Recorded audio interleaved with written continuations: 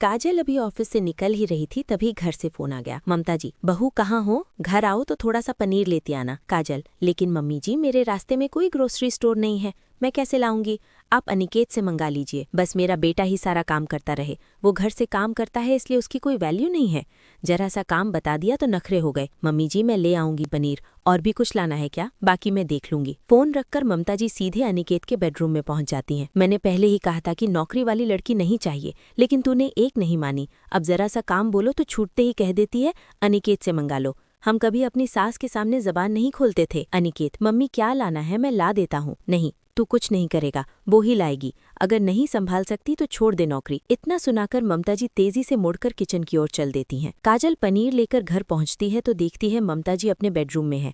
वो जल्दी से बेडरूम में जाकर उन्हें पनीर देती है। मैं कब से तैयारी करके बैठी हूँ, तेरे ससुर जी जल्दी खाना खा लेते हैं। अब पनीर आया है, कब सब्जी बनेगी? हमें तो भूखा ही मार दो। काजल की आंखों में आंसू भर आते हैं। मान जी आप बैठिए, मैं अभी 5 मिनट में खाना बना देती हूँ।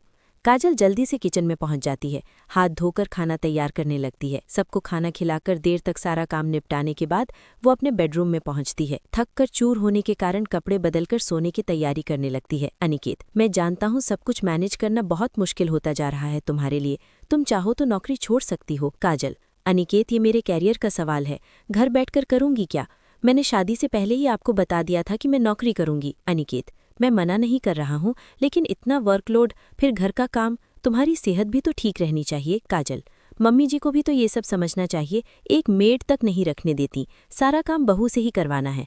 जब हम कमा रहे हैं तो एक मेड तो अफोर्ड कर सकते हैं। चलो मैं एक बार फिर बात करता हूँ मम्मी से, कोई फायदा नहीं है। वो सोचेंगी कि एक काम की बहू से कह दी तो उसने बेटे को भड़का दिया। मुझे सोने दो, सुबह ऑफिस जाना है। काजल और अनिकेत की शादी को 4 साल हो चुके थे। इन 4 सालों में काजल ने बहुत कोशिश की कि अपनी सास का मन जीत सके, लेकिन ममता जी को हर बात में कमी नजर आती थी। अगले दिन काजल ऑफिस जाती है। वहां लंच में वो अपने डेस्क पर बैठकर खाना खा रही थी। तभी स्वीटी उसके पास आती है। क्या बात है, अकेले बैठकर लंच कर रही है? लगता है तेरी सास ने आज कुछ स्पेशल रखा है तेरे टिफिन में। अपनी ऐसी किस्मत कहाँ, यहाँ तो खुद बनाना पड़ता है। सुबह सबके लिए नाश्ता, फिर खाना, यही सब शाम को। तुझे अपने ससुराल वालों से बात करनी चाहिए, या तो मेड रखें या तुझे काम करने में हेल्प करें। कई बार कोशिश कर चुकी हूँ, कोई फायदा नहीं है। तेरे पति को भी कुछ दिखाई नहीं देता, वो अपनी मम्मी के सामने कुछ नहीं बोल पाते हैं।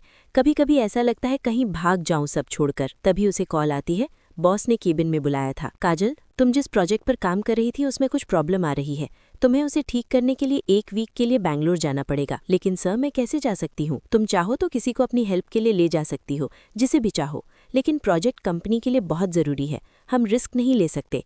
वहीं जाकर सब ठीक करना होगा।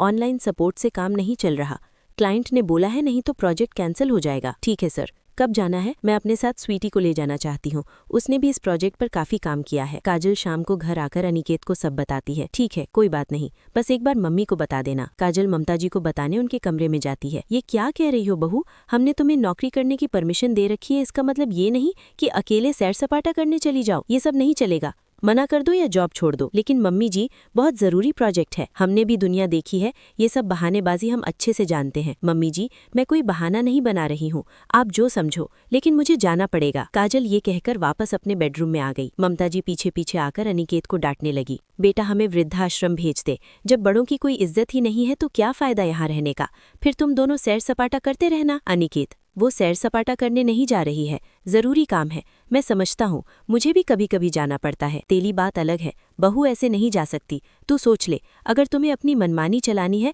तो हमें वृद्धाश्रम छोड़ा। काजल की आंखों से आंसू बह रहे थे। तभी दरवाजे पर डोरबेल बजी। अनिकेत ने जाकर दरवाजा खोला। अपनी बहन सुधा को देखकर अनिकेत चौंक गया। क्या हुआ सुधा, तू रो क्यों रही है?